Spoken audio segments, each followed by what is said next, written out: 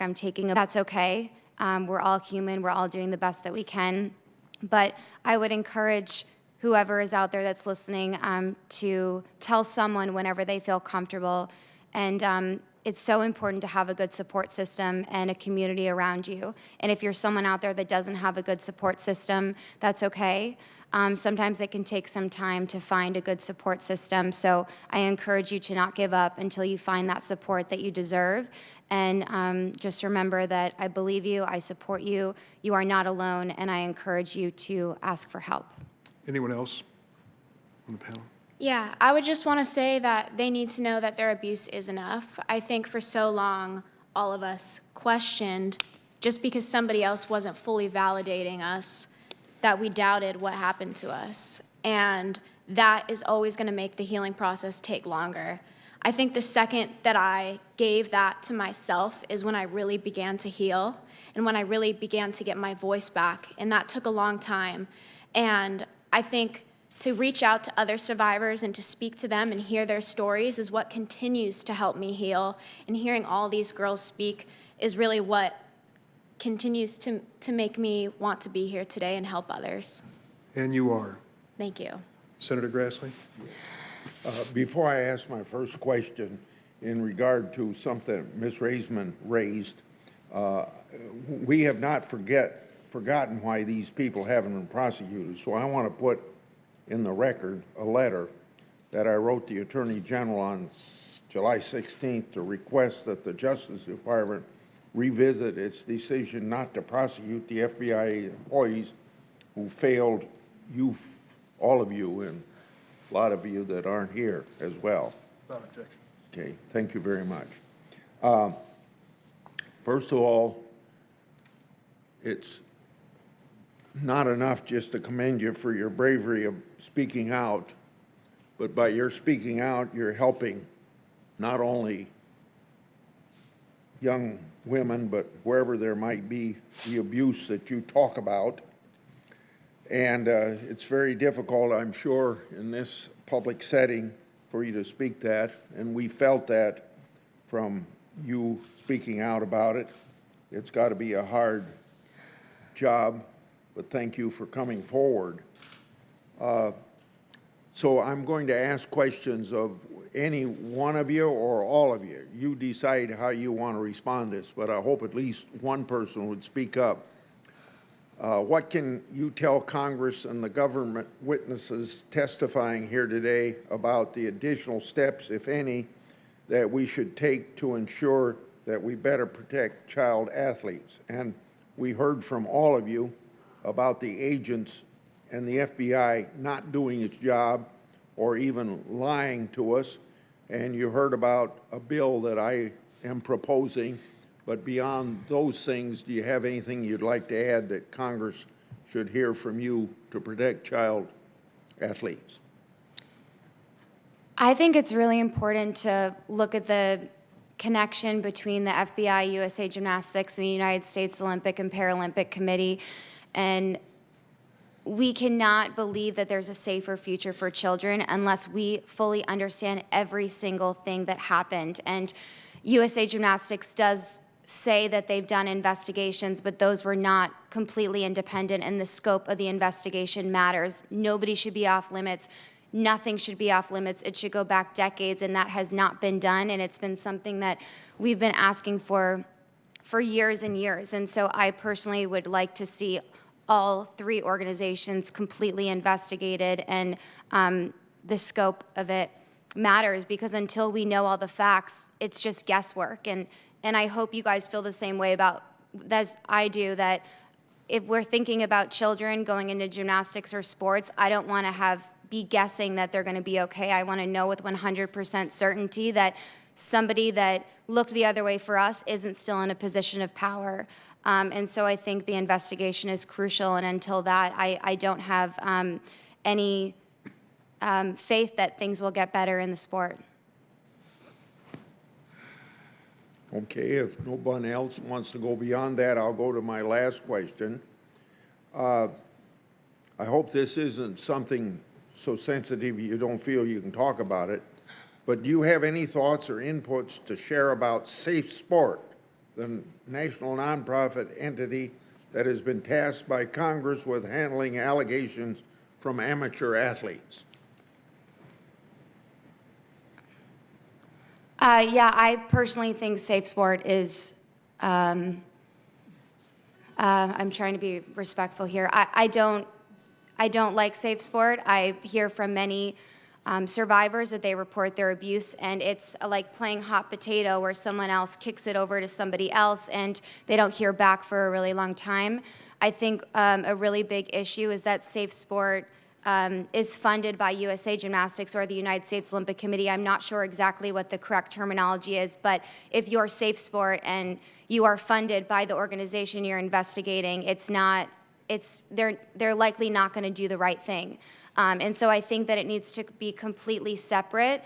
And I personally think Safe Sport needs a lot of work. And I know from many survivors, and my mom has personally reported things to Safe Sport, and we've followed up so many times. They say we can't help you, or they either ignore us or pass it on to somebody else, and the person they pass it on to says they kick it back to them. It's just a complete mess, and the priority doesn't seem to be safety and well-being of athletes. It seems to be protecting USA Gymnastics and doing everything to keep the PR good.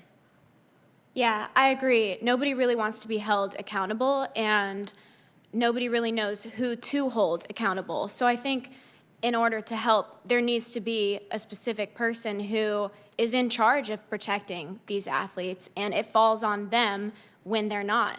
And instead of it being passed around and everyone just being like, oh, we don't know what happened, whose job was that? There needs to be a specific job for that.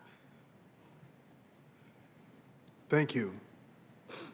Now call on Senator Leahy, and remind my colleagues we're trying to make this question period concise, so please do your best. I want to thank you all for having the courage to come here today. I can only imagine how painful it is to relive these experiences, but I think that the resilience, the perseverance you're showing the world today is incredibly admirable. And I hope that young survivors who see this, who feel powerless to tell their stories, will feel, yes, here's an example, they should tell it. But I think it has to be far more than just telling the stories. I mean, obviously, like Senator Durbin, I've been on this committee for a long time, and I cannot think of anything so moving. And we're going to hear senators and others talk about accountability and justice today. But what does genuine accountability look like to you? When do you feel justice will be done for the injustices you suffered? That really should be the question we have today. And I'd like to hear from all of you on that. When do you feel justice will be done? And what does genuine accountability look like?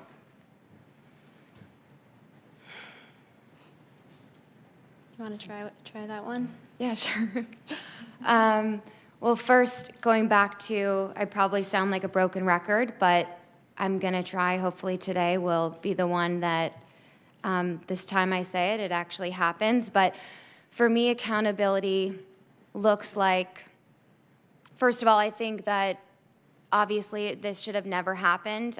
One time being abused is too many. One child being abused is too many. But I think a complete and full independent investigation of the FBI, USA Gymnastics, and the United States Olympic and Paralympic Committee. And then from there, then we will know the answers of who should be held accountable.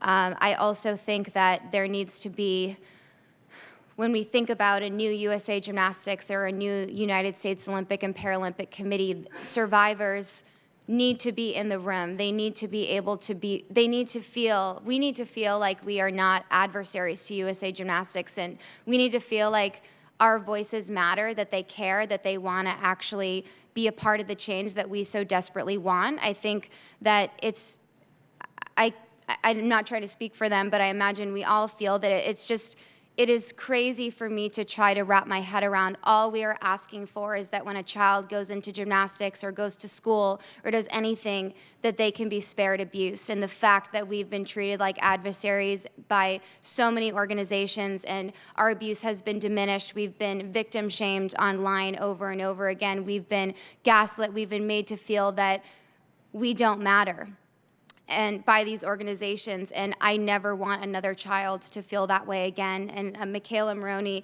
mentioned this. So often survivors already question themselves. They distrust how they feel. And that is something that I went through, and especially because the FBI made me feel like my abuse didn't count and it wasn't a big deal. And I remember sitting there with the FBI agent and him trying to convince me that it wasn't that bad. And it's taken me years of therapy to realize that my abuse was bad, that it does matter. And so I think it's really important to also have education and prevention in the sport as well. I don't see these organizations doing enough to have every single staff member, every single athlete, every single parent, guardian, every single person that walks into a gym, I believe, should be educated to prevent and recognize emotional, physical, sexual, mental abuse, everything in between, because if we don't have an investigation and we don't have education and prevention, then this problem and this nightmare is going to keep happening over and over again. Anybody else care to? Or should I assume you all agree with that, right? Yes. So do I. Thank you very, very much. Thanks, Senator Leahy. Senator Cornyn? Thank you, Mr. Chairman. I just want to say Oh, okay. That we Sorry, thank- just one more to add. We also want to see Excuse me. them at least be federally prosecuted to the fullest extent because they need to be held accountable. Thank you. As a former prosecutor, I agree with that. Thank you. Senator Cornyn? Thank you, Mr. Chairman. I too want to thank these 4 survivors who are joining us today, and I want to tell you how much I respect and admire your courage and for sounding the alarm on a system that has abused and neglected you, but was supposed to protect you. Your stories are difficult for you to tell, I know, and but it's extraordinarily important for us to hear it, as hard as it is for you and for us to hear. Because I believe that your courage will inspire a generation of women to speak out against those who've abused them. And I want you to know, we all want you to know, we're very proud of your courage and the example that you set for other young women. And I sincerely hope that your courage in speaking out will be a step toward righting the wrongs that have led to these injustices, so we can ensure that these mistakes will never, ever be repeated. So thank you for shining a light on this issue and for advocating for victims across the country. As you know, you are not alone. Because too often, those allegations are downplayed, slow-walked, or ignored. So now our job is to make sure that your sacrifices, your trauma, and your nightmare have not been in vain. Thank you. Thanks, Senator Cornyn. Senator Feinstein? Thank you, Mr. Chairman. And for me, this was a deja vu. I listened to these young women. I saw their courage. I saw their willingness to step forward. And I'm hopeful that we'll be able to take some action. I would like to present a letter that's sent to the Chief Executive Officer of the United States Center for Safe Sport, which has 8 specific things. This is on behalf of Senator Murray and myself. So if I may put that in. Without objection. And I really hope that no one ever goes through the horrors that you have experienced. And I hope that when, and I believe we will take action, that this is enough for you to put this behind you in your life, and that you can lead a life that it's just as full and happy as is possible, and that we do our job and see that we prevent this from ever happening again. So I just want to thank you so much. I've had the occasion to sit down with you, at least two of you, around my conference table and see the tears. And those days are now behind. And I'm convinced that this Senate will act. And I thank you so much because you have played a big role, if and when we do, in making it happen. Thanks, Mr. Thanks, Senator Feinstein. Senator Cruz? Thank you, Mr. Chairman. I want to thank each of you for being here. Being here this morning was not easy. Each of you inspire millions across the globe. Millions look to your athletic achievements. You have all stood on the biggest stages in the world and done extraordinary things, things that take your breath away, that amaze children and adults. And you were able to do that through tens of thousands of hours of incredible hard work. And yet that work pales compared to the courage it took to come here today and to tell your story publicly. You could have stayed silent. You could have avoided the scrutiny, the pain, and I will say, watching you testify this morning, you could see the pain in each of you sharing that story. But that courage that you've demonstrated by going public, by reporting this abuse, by shining a light, that courage matters, and it's making a difference in the lives of others. The system failed you. What happened to you was grotesque, it was criminal, it was abusive, it was evil. I'm the father of two little girls who are both athletes, not at the level of each of you, but what you experience is every parent's nightmare. That when you entrust your child to coaches or doctors or trainers, you're trusting that your kids will be taken care of, not that they will be abused and targeted. And so I want to thank you. I want to thank you for calling out the abuse, calling out the system that failed you, and that system needs to change. That system needs to be held accountable so that this doesn't happen again. I want to thank you for the kids that won't face abuse because of your courage, and each of you, Allie, Maggie, Michaela, Simone, and I'll say, Simone, you're a Texan and a Houstonian. The entire state of Texas is immensely proud of you and proud of all of you. And I got to say, right now at home, there's a little girl or a little boy who's watching this, who may be facing their own personal hell, may be facing abuse, whether in sports or in some other context, a monster who is doing unspeakable things to them.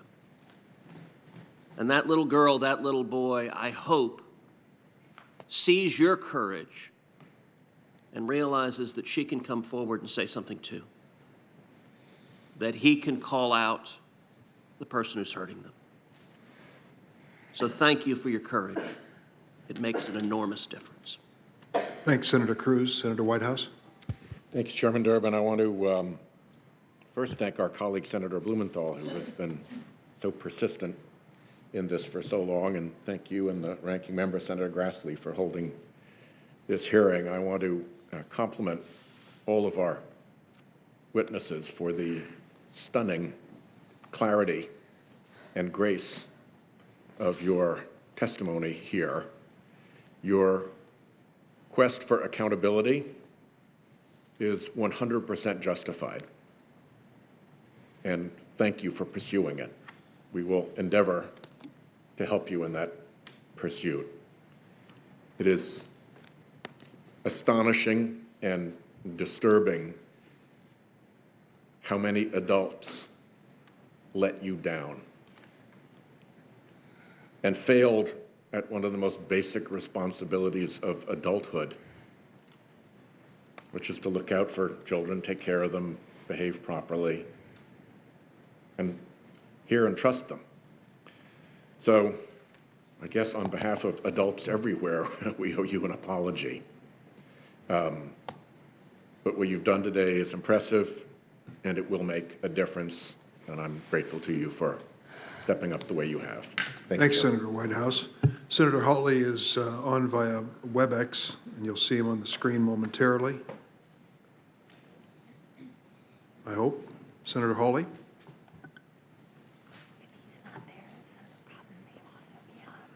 Well, perhaps Senator Cotton is on virtually.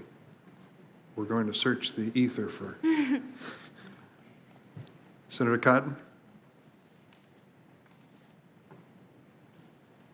Well, in their absence, Senator Klobuchar. Excellent. Thank you very much, all of you. And like my colleagues, I want to express my gratitude to you. As a fellow Minnesotan, I am particularly grateful to you, Maggie, for sharing your story with the committee today. All of you and the other women and girls who make up the gymnastics community continue to inspire us. I was one of the geeks that was up at 4 a.m. Watching this live, watching the Olympics live this time. And to think when you fall off the balance beams and you get back on, or you grab those bars when you still have an injury, or you perform some floor exercise that no one knows was possible. To all of us that are watching, to us that is the courage, something we could never imagine doing. But the real courage is what you're doing today. Your bravery is on full display. And as a former prosecutor, like some of my colleagues, I know firsthand, I've seen it, how hard it is to testify before a room of strangers. And this time you're doing it in front of the U.S. Senate. And what you're doing is, of course, part of your own healing, but it is also part of healing for kids you're never going to meet, little girls and boys that maybe are aware of your fame and what you've done. They may not ever be aware of what you are doing today. And I think you have heard it from so many of my colleagues that have been leading on these bills, and I've been proud to co-sponsor them. But more must be done, more oversight, more accountability. By coming forward today, you are going to make that difference, so we can make sure on your behalf that this never happens again. Thank you, Simone, Michaela, Maggie, and Allie, for representing the women and girls of USA Gymnastics so well on the world stage, but most importantly, so well today. Thank you. Thanks, Senator Klobuchar. We're going to try one more time with Senator Cotton. Are you with us? Yes, I'm here, Mr. Chairman. Please proceed. Thank you. I want to also take a moment to thank each of the witnesses who are appearing this morning. The four of you have done remarkable things in your lives. You've been patriotic competitors, dedicated athletes, good role models, and you've represented the United States of America expertly on the global stage. But perhaps even more impressive is the courage that each of you has displayed in coming forward about the abuse you faced. And in doing so, you weren't just taking on one terrible abuser, but potentially facing down an entire system. This isn't the first time that we've had hearings on this issue. In 2017, 2018, for example, the Senate heard from others who had faced similar abuse, including Jordan Weaver, who was a teammate to several of you and is now the head coach of University of Arkansas Gymnastics, and of whom we're also extremely proud. Unfortunately, for too long, the system failed the very women that it was supposed to protect. The report by Inspector General Horowitz makes clear that there are individuals whose inaction, incompetence, and worse enable that system and who should be held accountable. So I look forward to hearing from Director Wray and the Inspector General about how that will be remedied. And I once again thank each of you for coming before the committee and sharing your stories today. Thank you, Senator Cotton. Senator Coons. Thank you, Chairman Durbin. Ranking Member Grassley, thank you for holding this hearing. Each of you are adults now. You are grown women. You've demonstrated your strength, your determination, your persistence in testifying here today. But as we all know in terrible detail, You were victimized as young girls, and we have failed you. United States Olympic Committee, USA Gymnastics, those in federal law enforcement who were responsible for taking your horrible testimony and translating it into prompt and decisive action to protect other children and to secure justice for you. Thank you for the courage it takes to testify and to insist on justice. Thank you to Senator Blumenthal and Senator Moran for your persistent and effective engagement in this. We will next turn to hearing the Director of the FBI and the Inspector General about what has been found by the Inspector General and what action will be taken next. I just want to briefly share with you one of the most concerning parts of what you shared with us today was about your initial interviews with the FBI. Where it was conducted, how it was conducted, that you were left alone as a teenage girl to have an interview by phone with an FBI agent who somehow suggested what you were testifying to wasn't horrific, or tried to persuade you that it wasn't that bad, or under a circumstance that made it clear to you that the person responsible for USA Gymnastics might be present and might have somehow compromised that interview. The whole way in which all of your interviews were conducted was just awful. Now, sadly, that's been the experience for millions of victims of child sexual abuse over decades in the United States.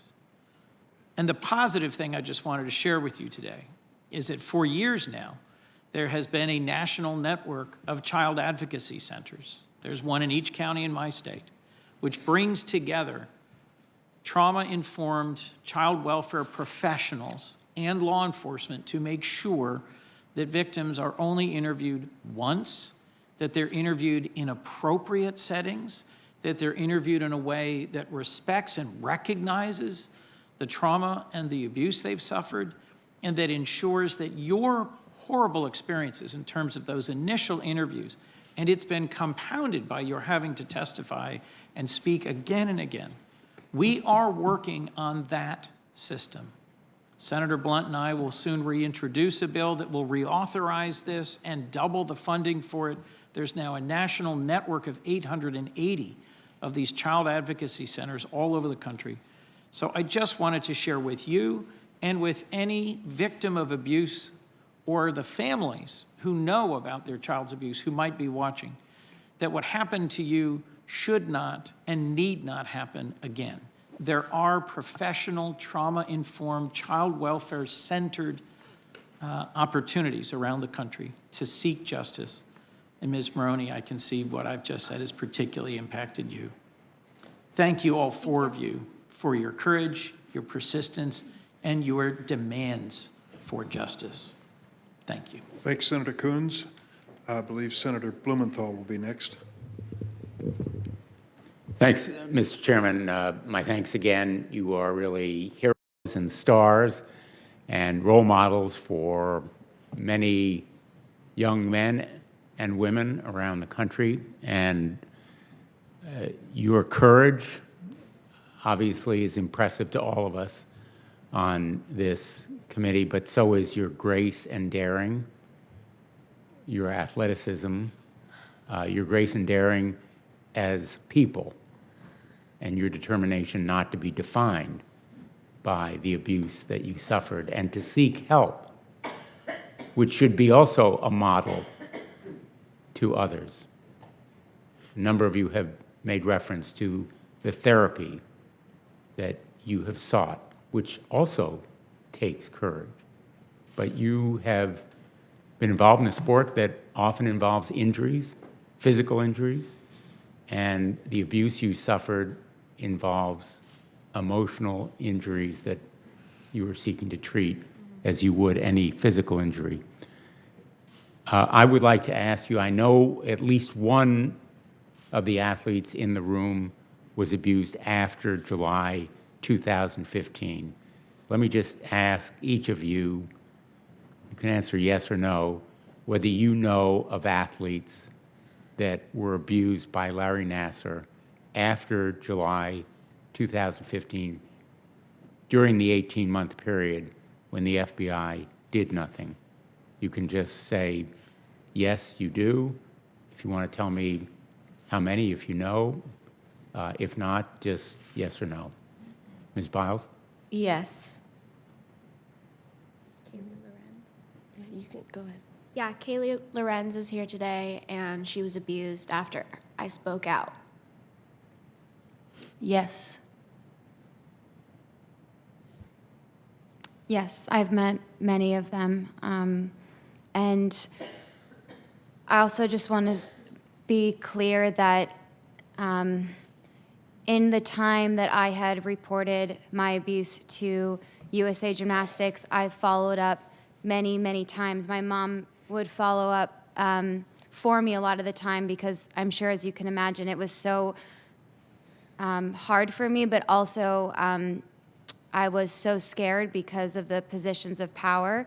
And we followed up so many times, and we were constantly told that they were working on it. The most important thing was to keep it confidential, not to tell anyone. They even told me not really to talk about it with Michaela Maroney, give her breathing room. And so I thought that it was being handled, and so I can't express to you when you're told by the president of USA Gymnastics at the time, Steve Penny, that they're handling it, they got it. I didn't know they were going to mishandle it and cover it up like they have. And when they're telling me they're talking to FBI and they should be reaching out soon, I unfortunately believed them. And I can't tell you how horrifying it is to meet young girls who look up to me, who watched me compete in the Olympics, and tell me that they went to see Nassar because of me and my teammates, because they wanted to see the Olympic doctor. And I guess in his office, Nassar's office, he had some photos of us. And so they went to see him because they thought it was so cool to have the same doctor as us. And so that's been one of the hardest and most devastating parts for me, is so many survivors suffer with guilt and shame. And so it takes everything I have to work on not taking the blame for that, because it's horrific. And it's horrible to meet them and to know that over 100 victims could have been spared the abuse if all we needed was one adult to do the right thing. Thank you. Thanks, Senator Blumenthal. Senator Hirono. Thank you, Mr. Chairman. I join all of my colleagues in thanking each of you for coming forward. And we know that there are young kids who look up to you as the fantastic athletes and gymnasts that you are.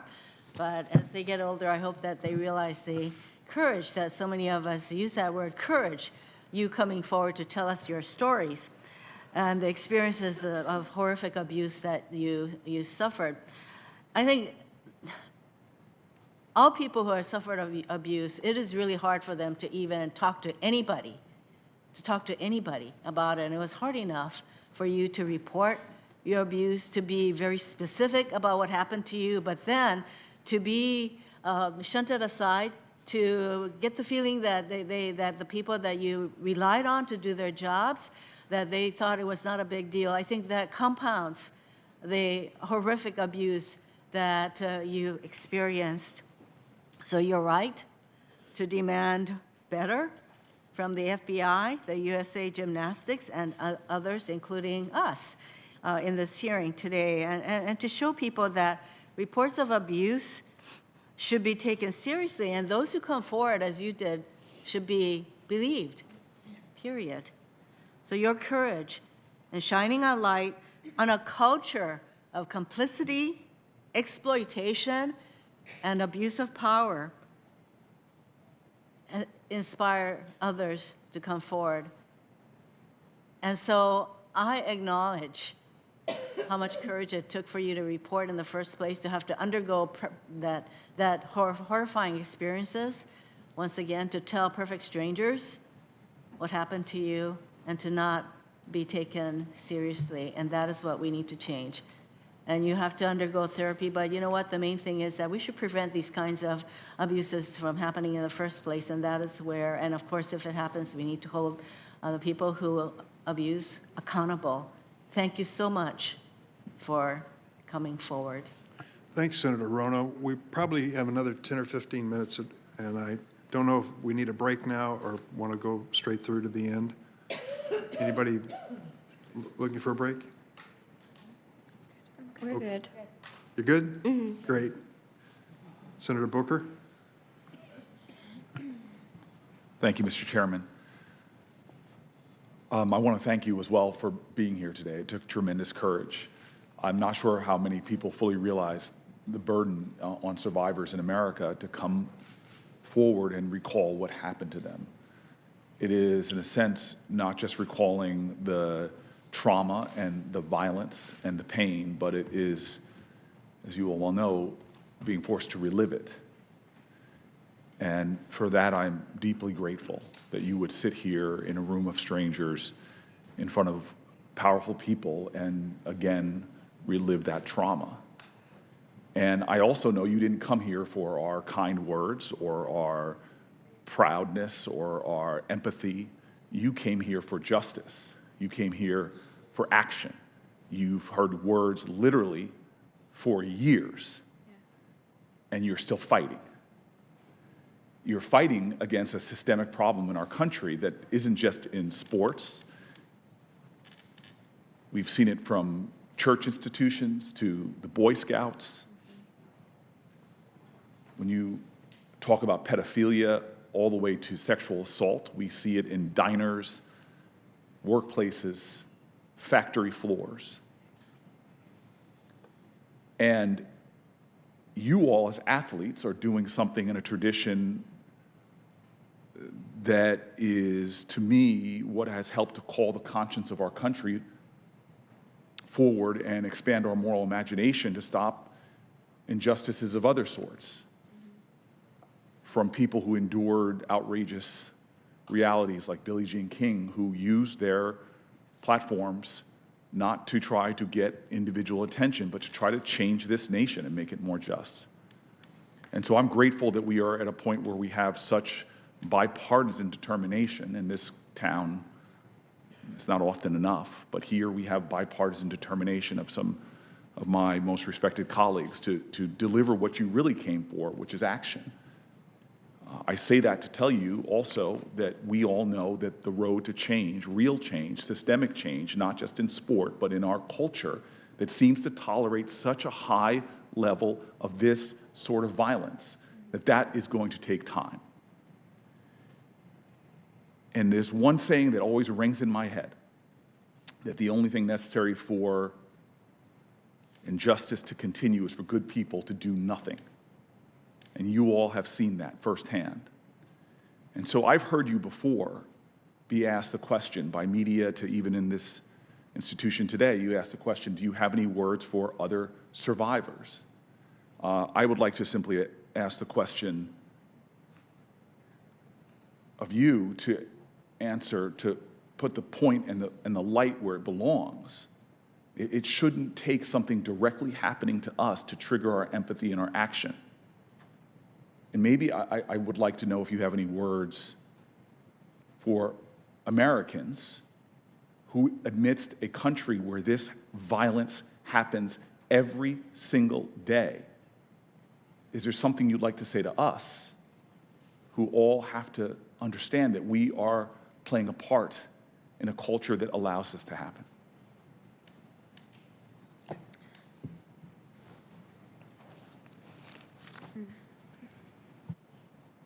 I would like to say that I personally don't think that people realize how much experiencing a type of abuse is not something that one just suffers in the moment.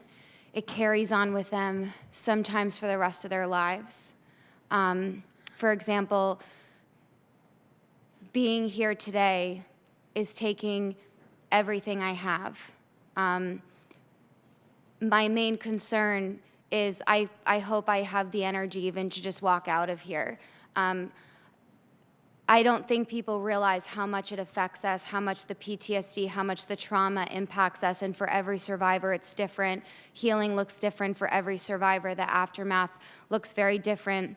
For me, just to paint a picture, I used to train some days 7 hours a day when I was training for the Olympics, and processing my abuse affected me so much, and it is still something I struggle with, that I can remember when I first shared my story publicly for a very, very long time, I didn't even have the energy to stand up in the shower. I would have to sit on the floor and wash my hair because standing up was too exhausting for me.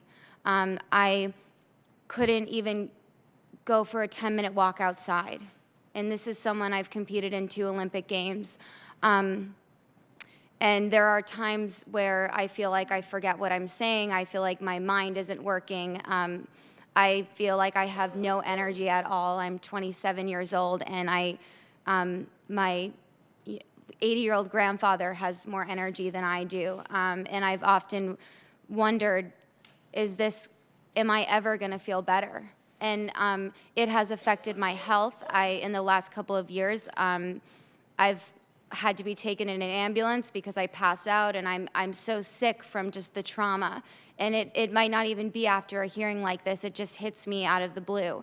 And so I think it's important for people to understand how much, even if we're not crying, how much we are all struggling and how much survivors are suffering. Because people often say, well, why did you just come forward now?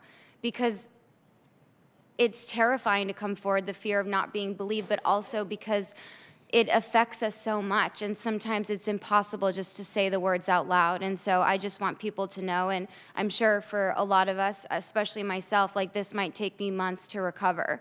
And so I just wanted to make that clear, because I think it's important for people to start recognizing you may never know what someone else is going through, but for people who have been through trauma, it's really hard. And if someone's watching this that is feeling really tired, that is a survivor and doesn't know why they're having certain issues that are new, just know that that you're not alone, and I experienced the same thing, and hopefully in time we can feel better.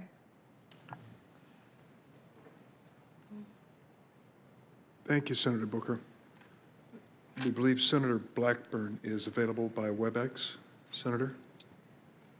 Thank you, Mr. Chairman. And because of limited bandwidth, I will just do this by voice, but I want to say a thank you to each of the women for being there today and the power of their stories and their words. 3 quick questions. And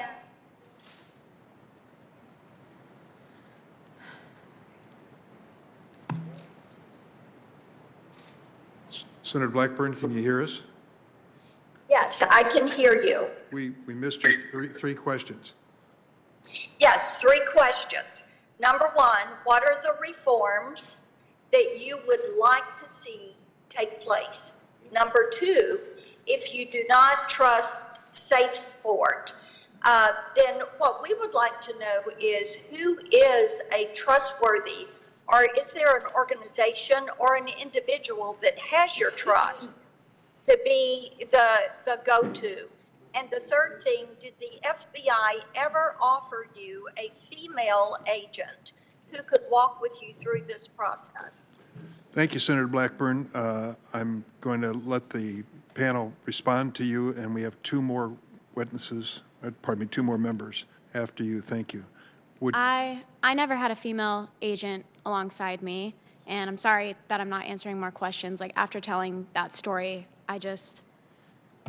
I'm exhausted. Understood. Anyone else want to respond? There was a female agent in the room with me at the OTC in 2016, but most of it was fueled by men just asking questions. But I honestly didn't know what I was walking into. They just told me I had a meeting with the FBI, didn't tell me what it was about. I was just pulled in a random, it was kind of like a hotel room, and they just started asking questions. I was never prompted.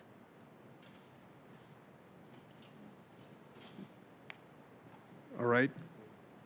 Senator Padilla? I think I had a female agent in the room at the Olympic Training Center as well, but I'm not entirely sure. Okay. Well, I feel like we all had the same people. But if I recall, my direct communication was with a male FBI agent. Right, in the room. Okay. Senator Padilla. Good morning. I want to start by thanking Chairman Durbin and all those who have made this hearing possible, and to the panelists, just thank you, thank you, thank you, thank you. I admire and respect each one of you for choosing to participate today, for sharing your testimony with us. Clearly today is not easy. And I recognize that you each had the option of respectfully declining the invitation to be here. But you didn't. And I hope that you understand that your presence here is not just so important to the members of this committee and to the Senate as a body, but also speaks volumes for the countless victims of abuse that are out there listening or watching or will listen or will watch. I appreciate the conversation about mental health that was prompted by the questions from Senator Booker. My wife is a very active mental health advocate, and so she has trained me well to be cognizant of those issues and ask important and timely questions as well. And Ms. Biles, I hope you might have heard about some of our amplification of your courage from the most recent Olympics to take care of yourself first. It took a lot. It took a lot at that moment. I'm just going to offer a few comments. I think that most of the questions that I would raise have been raised by my colleagues, but I do also want to make it clear that Mr. Nassar's criminal cases, while they've been closed, we cannot and will not ignore the missteps that enabled his rampant misconduct. The power structure that shielded him has no place in America, not today, not in our future. And if we're to achieve the highest ideals of our nation, right, we talk about fairness and equality so often, then we won't just ask why. We cannot give up until we get the answers as to why this man was allowed to use his position of power to abuse for so long. We won't just ask why. We commit to getting the answers to why the initial investigation into these matters was bungled. And lastly, we commit ourselves to building a justice system that holds powerful people, learning from this particular case, but holds other powerful people accountable for their actions. So again, my main message to you is just thank you through your participation and what we will learn and what we will do. We hope to better protect future generations. Thank you, Senator. Senator Ossoff. Thank you again to all of you for being here and being so direct with us and enduring this experience. I just want to assure you that I've listened and heard what you're demanding. And the burden shouldn't be on you to see that there is not impunity in this case. Personnel at the FBI, Jay Abbott and his subordinates, Steve Penny, USA Gymnastics, the U.S. Olympic and Paralympic committees.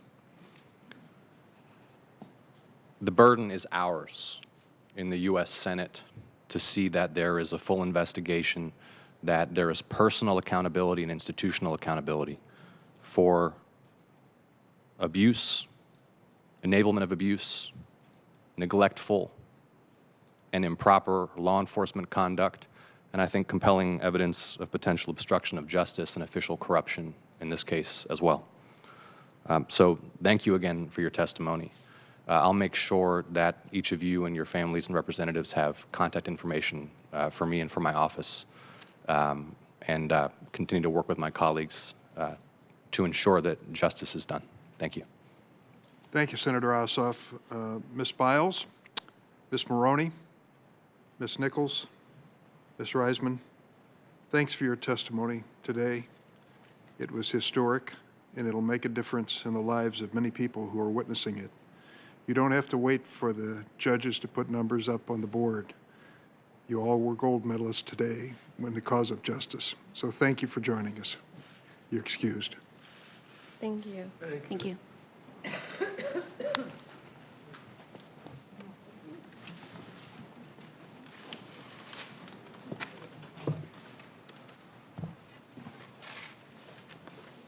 We're going to take a 10-minute break while we set up for the next panel.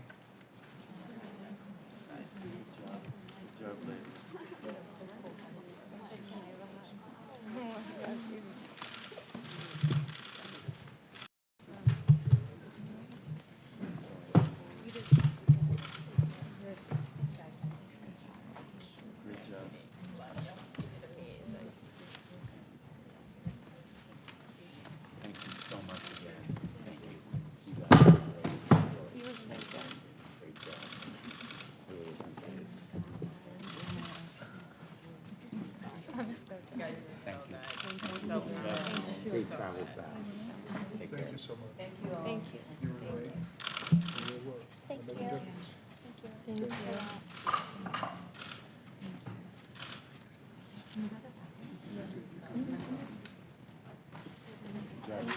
Simone, do you want to see that?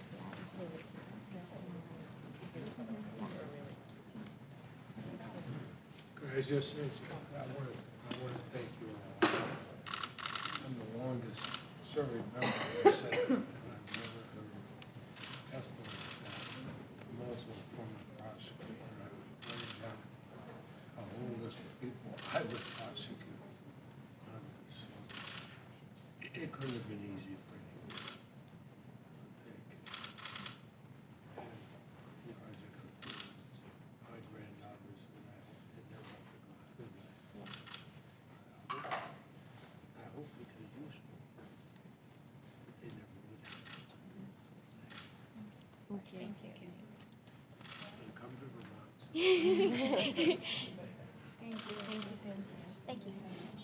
I just want to give each one of you a hug. Can I do that? Yes. Come on over here. Thank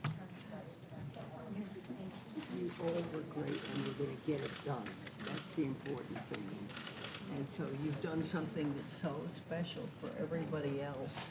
Thank you, thank you.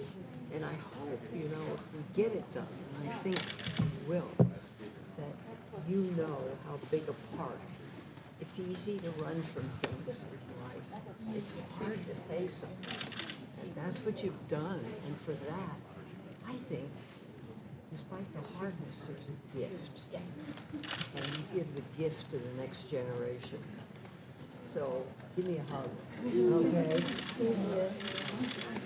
Oh, thank you. Take care. Thank you.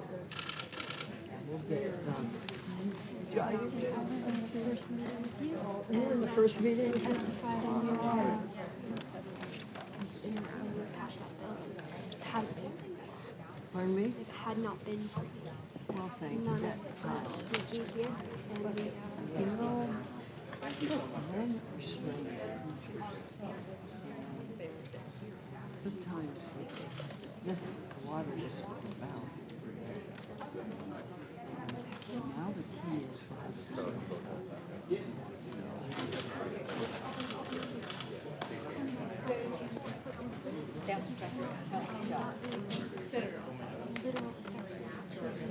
yeah.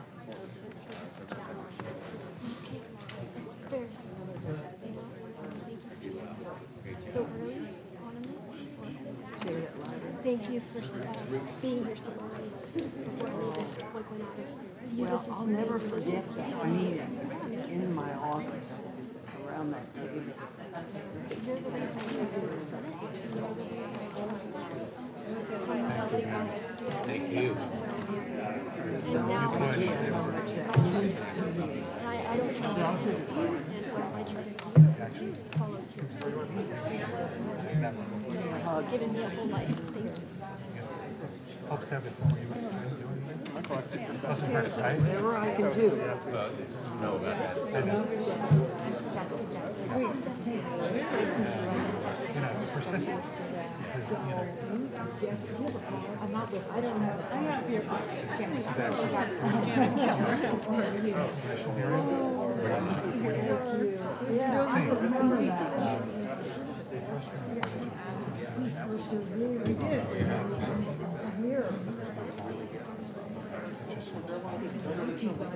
We're staying, we're staying. This is where the budget, which you would send some presidents, despite all the obstacles. Kept pushing. We're not going. And if there are issues, I obviously could not look at this with my belly work, but if there are issues, how do you oversee C and others? You know, I obviously have experience with that kind of oversight. That's obviously what the judges express. So I'm happy to inform them. You sit right back here. That's something I talk to state IGs, state auditors. Connecticut, I just saw you've got new IG coming in place in Connecticut. I was looking at that closely. Those kind of things. Setting it up the right way is the only reason I can do my job. Yeah.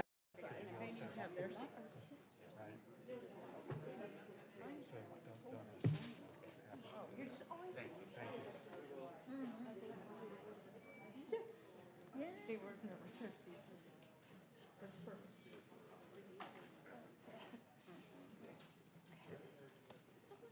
The gymnast represents the gymnast. I'm sorry?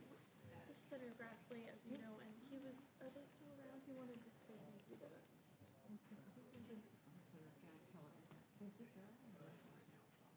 Are they coming in? I guess we'll see him. Yeah. Thank you again. Thank you. I appreciate it. Thank you. Thank you. Very important. And we've got to make sure.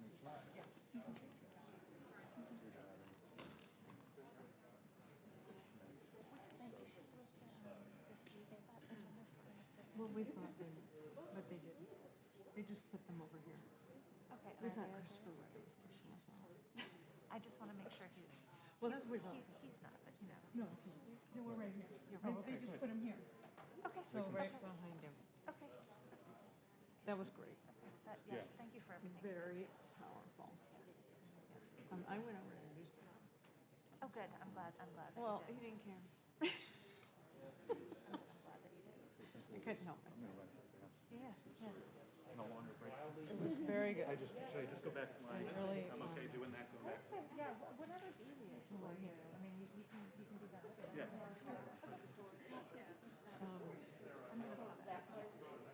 Yeah, I mean, now those are shows.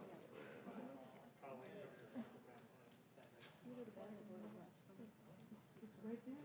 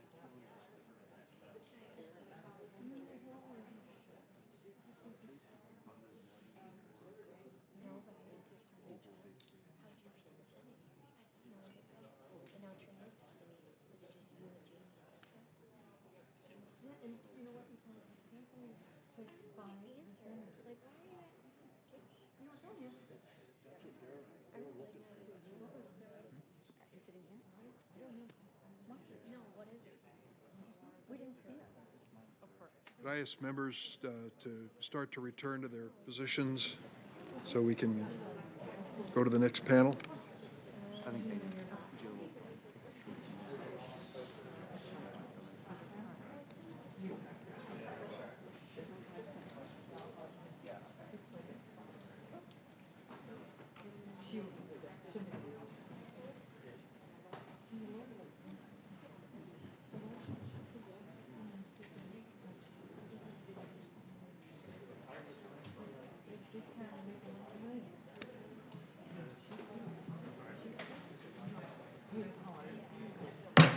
Committee hearing will now resume. We will now hear from our second panel, FBI Director Christopher Wray and Department of Justice Inspector General Michael Horowitz. If they could come forward.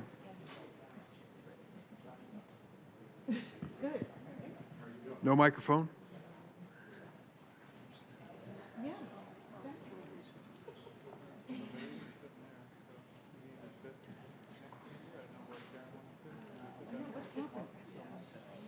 I know.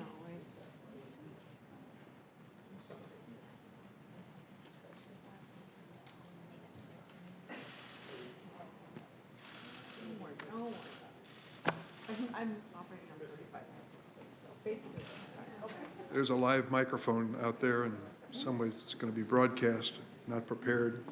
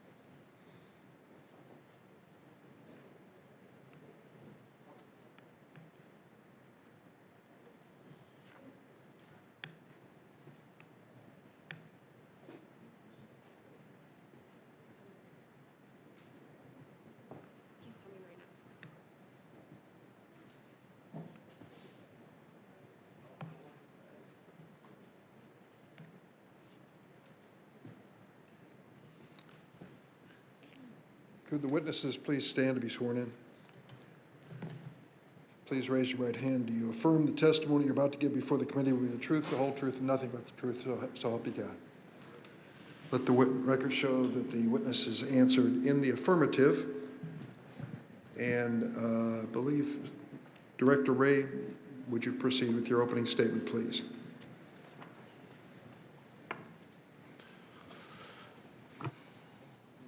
Good morning, Mr. Chairman, Ranking Member Grassley, members of the committee. On behalf of the entire FBI, I want to begin by saying to the brave women who testified here this morning, Ms. Biles, Ms. Maroney, Ms. Nichols, and Ms. Raisman, and I gather there were some others here today who were among the many who Nassar hurt. I'm deeply and profoundly sorry to each and every one of you. I'm sorry for what you and your families have been through. I'm sorry that so many different people let you down over and over again. And I'm especially sorry that there were people at the FBI who had their own chance to stop this monster back in 2015 and failed. And that is inexcusable. It never should have happened, and we're doing everything in our power to make sure it never happens again. Now, before I became FBI director, I was generally familiar with the Nassar story shortly after his arrest in 2016, and I remember even then being appalled that there were so many people who had failed to do their jobs and keep these young women safe from that predator. But after I became FBI director, and when I learned that there were people at the FBI who had also failed these women, I was heartsick and furious. I immediately ordered a special review by our inspection division to try to get to the bottom of it. That review led in part to the Inspector General's own review, and I'm grateful to Inspector General Horowitz for his team's extensive and independent work. I want to be crystal clear. The actions and inaction of the FBI employees detailed in this report are totally unacceptable. These individuals betrayed the core duty that they have of protecting people. They failed to protect young women and girls from abuse. And the work we do certainly is often complicated and uncertain, and we're never going to be perfect. But the kinds of fundamental errors that were made in this case in 2015 and 16 should never have happened, period. And as long as I'm FBI director, I'm committed to doing everything in my power to make sure they never happen again. The FBI cannot carry out its vital mission of protecting the American people without trust. And in this case, FBI agents, certain FBI agents, broke that trust repeatedly and inexcusably. And to pretend otherwise would be yet one more insult to the survivors.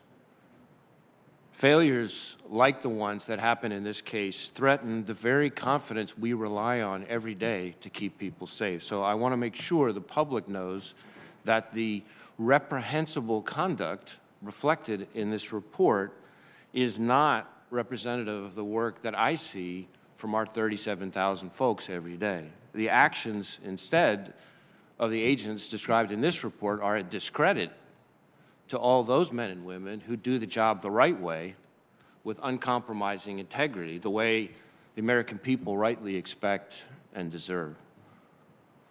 Throughout my career as a prosecutor and now at the Bureau, I have found that the agents and officers who investigate crimes against children and sex crimes are among the most compassionate and fiercely dedicated out there. And I suspect a number of you on the committee have had the same experience on your end. And I am grateful to the women who came forward today so that I can say to everyone that there is no more important work in law enforcement than helping victims of abuse. It's work that's got to get done right every single time. It is essential that we do everything we can to ensure that victims continue to come forward with confidence that their reports are going to be thoroughly and aggressively investigated. A big part of that is accountability and holding our folks to the highest standard our work requires. When I received the Inspector General's report and saw that the supervisory special agent in Indianapolis had failed to carry out even the most basic parts of the job, I immediately made sure he was no longer performing the functions of a special agent. And I can now tell you that that individual no longer works for the FBI in any capacity. As for the former Indianapolis special agent in charge, the descriptions of his behavior also reflect violations of the FBI's longstanding code of conduct and the ethical obligations for all FBI employees, especially senior officials. Now, that individual has been gone for the Bureau for about 3.5 years, having retired in January of 2018 before any review launched. And I will say it is extremely frustrating that we are left with little disciplinary recourse when people retire before their cases can be adjudicated. But let me be clear, people who engage in that kind of gross misconduct have no place in the FBI. I can also assure you that the FBI's response is not limited to dealing with those who failed so profoundly back in 2015. To make sure that something like this never happens again, we've already begun fully implementing all of the Inspector General's recommendations. That includes strengthening our policies and procedures, strengthening our training to firmly underscore the critical importance of thoroughly and expeditiously responding to all allegations of sexual assault or abuse. Because, as I said a moment ago, the American people are counting on us to get this done right every time. And finally, I'd like to make a promise to the women who appeared here today and to all survivors of abuse. I am not interested in simply addressing this wrong and moving on. It's my commitment to you that I and my entire senior leadership team are going to make damn sure everybody at the FBI remembers what happened here in heartbreaking detail. We need to remember the pain that occurred when our folks failed to do their jobs. We need to study it. We need to learn from it.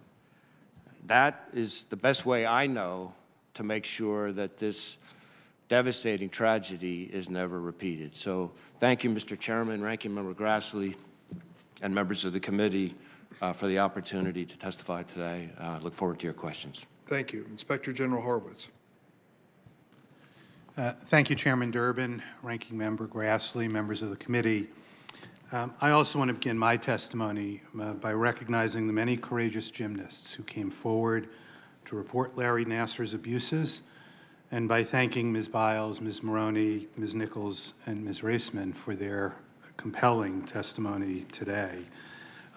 These gymnasts have showed remarkable bravery in detailing the sexual assaults they endured at the very same time they were competing at the highest levels for our country.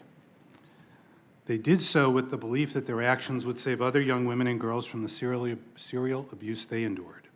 Sadly, as detailed in our report, the response of the FBI agents who received that information betrayed their law enforcement responsibilities and their duties to these victims.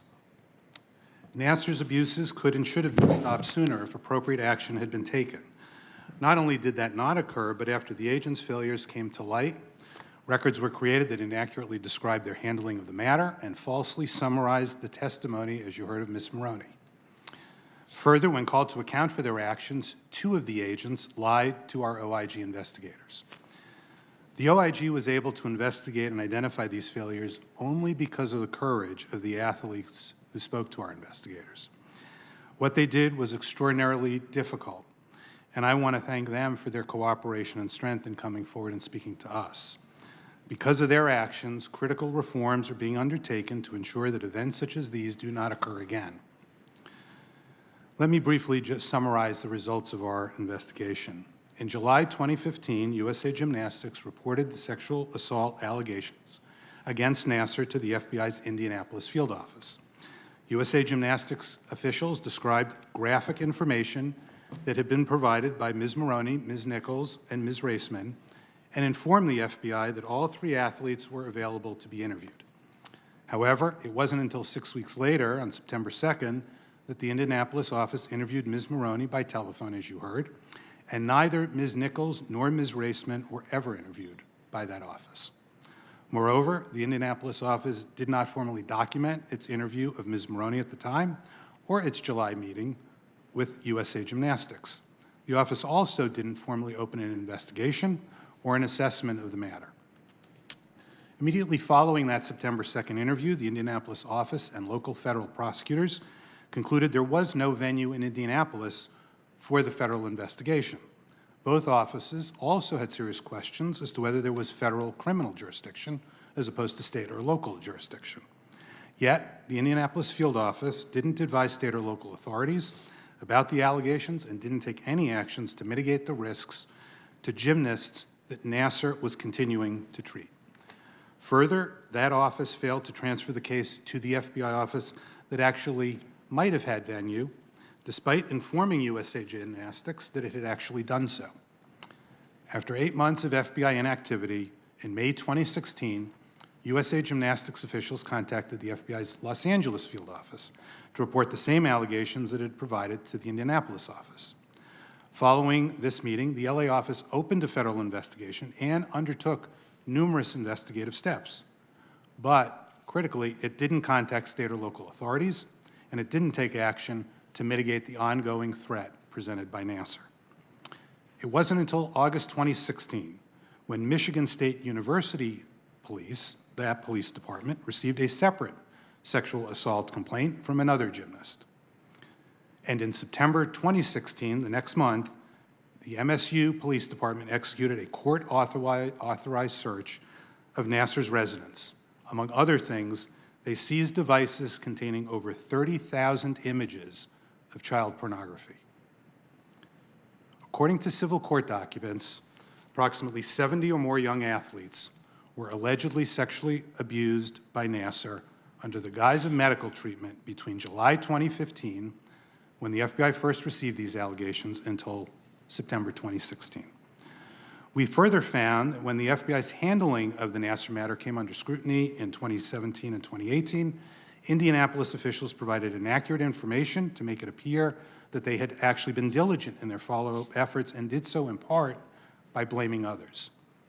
In addition, it resulted in the Indianapolis Supervisory Special Agent drafting a summary of his telephonic interview of Ms. Maroney from 2015, That summary included statements, as you heard from Ms. Maroney, that didn't accurately reflect what she had told them and could have actually jeopardized the criminal investigations by including false information that could have bolstered Nassar's defense. Further, we concluded that agent made false testimony statements to the OIG in 2 interviews that we conducted. We also learned during our investigation that in the fall of 2015, the FBI Indianapolis Special Agent in Charge, Jay Abbott, met with USA Gymnastics President Steve Penny at a bar and discussed a potential job opportunity with the U.S. Olympic Committee. Thereafter, Abbott engaged with Penny about both his interest in the U.S. Olympic Committee job and the Nassar investigation, while at the same time participating in Nassar investigation discussions at the FBI. Abbott applied for the U.S. Olympic Committee position in 2017, but wasn't selected. We determined that Abbott's actions violated the FBI's clear conflicts of interest policy. We also found that Abbott made false statements to the OIG and my agents in 2 interviews that we conducted. I want to conclude my testimony where I started by recognizing the courage and bravery of the extraordinary gymnasts that we heard from today and that we've heard from and that came before law enforcement in other settings. Their persistence and strength are an example to all of us who work in the area of accountability and who want to promote accountability.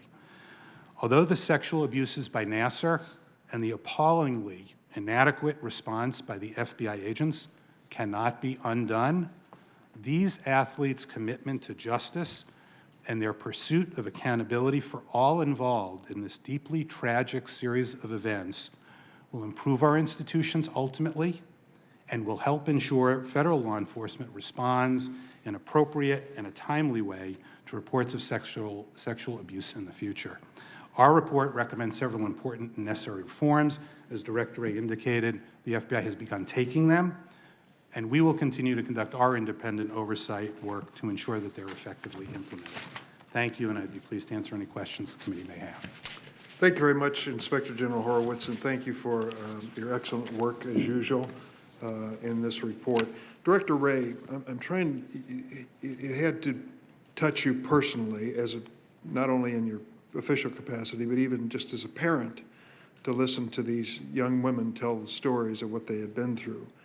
And what strikes me here is there doesn't seem to have ever been a sense of urgency or immediacy in that Indianapolis field office. The July reporting leading to the September attempt, vain attempt to change venue on the case to Lansing, which didn't happen, and then the later report in Los Angeles, and then they sat on it. What's missing? What am I missing here? This is like a child kidnapping case. This man is on the loose molesting children, and it appears that it's being lost in the paperwork of the agency. Well, needless to say, I share your reactions. I share your bewilderment. I share your outrage. You know, on a personal note, not just as a parent or a brother or a husband, but as somebody whose first introduction to law enforcement was working as an intern in a DA's office in a unit specifically focused on these kinds of crimes, was part of what motivated me to pursue a career in law enforcement in the first place. And I don't have a good explanation for you. It is utterly jarring to me. It is totally inconsistent with what we train our people on, totally inconsistent with what I see from the hundreds of agents who work these cases every day. And that's why that individual has been fired. Understood. But you also heard Ms. Maroney talk about, I can't imagine this. 3 hours she's sitting on her bedroom floor going through an interview, which you could tell was by a person, whoever it was, totally insensitive to this young woman's tragic experience. What has the FBI learned from that? I mean, in terms of cases of this sensitivity, to at least have interviewers that can sense there are certain words you better be careful with. Well, thank you for that question. It illustrates something that's particularly important that we've put in place. So we have something called CAFEs, which are child adolescent forensic interviews. These are interviewers who are specially trained in the unique sensitivities of what it takes to interview people, of victims, survivors of these kinds of crimes. And one of the reforms that we've put in place is to make crystal clear in policy that interviews of individuals like Ms. Raisman should be conducted with those kinds of interviewers. And they should not be conducted telephonically. They should be conducted in person wherever possible. That was true before. We've made it more clear now, and we're putting training in place, mandatory training, which has already been completed to ensure that that occurs. So that's partial answer to your question on that one. General Horowitz, did any of the FBI employees or agents involved in this case deliberately misrepresent any facts to you in your investigation? They did. We found both that the person who wrote the report that Ms. Maroney testified about falsely testified to us about what he did in connection with that report, as well as other matters that we asked him about, and Special Agent in Charge Abbott made false statements to us about the steps he took in 2015 when these allegations came in, but also about his job-seeking efforts with the U.S. Olympic Committee. Did these deliberate misrepresentations reach the level of criminal violation? Well, we found that they violated criminal law sufficiently that what we do at that point is make the referral to prosecutors to assess them, because that's who needs to make the decision whether or not there will be charges brought. Director Wray, what happened next? Well, as Inspector General Horowitz said, those were referred to the prosecutors over at the Justice Department, and they're the ones that made the decision. As I understand it from Inspector General Horowitz's report, the prosecutors at the Justice Department on two separate occasions, both in 2020 and then again in 2021, declined to prosecute, but I really would defer to the Justice Department for those decisions. Are you personally aware or professionally aware of any facts or circumstances that would lead to that decision? I am not. Well, it is outrageous, and I am sorry, because I have a great faith in this Attorney General and his Department of Justice, but when we asked them to bring someone in to explain this today, they refused and said they wouldn't attend. And I understand that it's procedure in the department not to go into the basis for deciding not to pursue prosecution, but this is on its face obvious that these agents not only were derelict in their duty when it came to these young women, but also did their best to cover up what had happened, and that is inexcusable. From where I'm standing. So let me ask you this finally, Director Wray. I'm going to accept your profession of real caring, and I believe it is real caring about what happened in this circumstance today. What can you tell me, if it happened tomorrow, would be different? So there's a whole bunch of things we've done differently. First, we've accepted every single one of Inspector General Horowitz's recommendation and then some. We've already begun implementing all of those. We are strengthening policies, we're strengthening procedures, we're strengthening training, we're strengthening our systems, all building in double checks, triple checks, safeguards, oversight, different ways of making sure that we cannot have, as occurred here in certain instances, a single point of failure. That's one of the lessons here. That's just totally unacceptable. And so part of what's built in is a bunch of, as I said, double and triple, even quadruple checks to make sure that that doesn't happen, both in terms of how the initial reports are handled, the appropriate urgency there, but also in terms of communication. One of the important recommendations from Inspector General Horowitz is reporting to state and local law enforcement, as well as communications between field offices, transfers between field offices. And I can go into more detail about any of those, but those are part of it. And then the last thing I would say is that there are some things that occurred here that are just so basic and so fundamental and so foreclosed by our policies. As Inspector General Horowitz said, we have pretty clear policies on a lot of these things. And so I have tried to make clear in very stern language to not just the field offices involved here, but to the executive management of every single field office and the entire leadership team of the FBI, that on no planet is what happened in this case acceptable. One last quick question. It seems that a lot of the decisions were being pinned on whether or not there was an alleged violation of the sex tourism statute.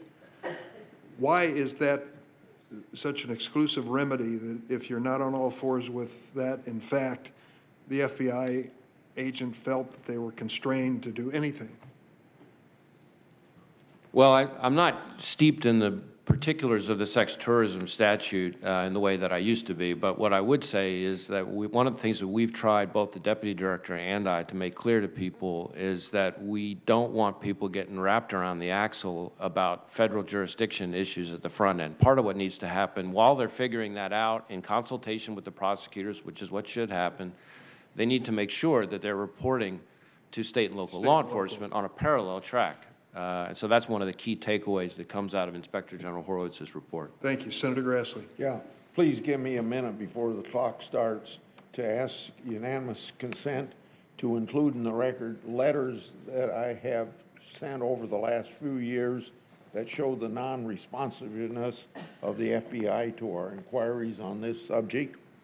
Without objection. And then a second one would be a little bit unrelated to this, but it deals with the unresponsiveness of Director Ray in regard to, so I hope the committee will listen to this as well. I've asked Director Ray several times to meet with me relating to a very troubling briefing that I received August 2020 from the FBI, and which was later weaponized against my and Senator Johnson's oversight. Director Ray and his staff have ignored my request to meet, mimicking the pattern here at the Nassar case non-responsiveness. So without objection, I'd like to introduce into the record of the hearing today an email thread illustrating the FBI's non-responsiveness to my request. This email shows the great length that I went to getting a meeting with Director Ray. Okay. Now my question to Director Ray. The Inspector General's report shows that Jay Abbott, a senior official in the Indianapolis field office at FBI, was allowed to retire in 2018 and evade prosecution, even though this report describes significant misconduct by him and an agent under his supervision. I've asked that the Attorney General reconsider the decision not to file charges against some of the individuals involved in the case, and I'd like you to provide this committee with a list of all disciplinary actions that took place with respect to FBI personnel who were the subject of this investigation. I believe that you owe that, at the very least, to the victims of today's hearing. Well, we can provide the committee with whatever information we can. Certainly, as I've already testified here today, the special agent, the supervisory special agent who features so prominently in Inspector General Horowitz's report, I can confirm has been terminated. As to the former special agent in charge, he retired before this review commenced, before we learned the extent of his misconduct, much to my frustration. And as to the decision whether or not to prosecute either individual, I would respectfully refer over to the Justice Department, which I think is where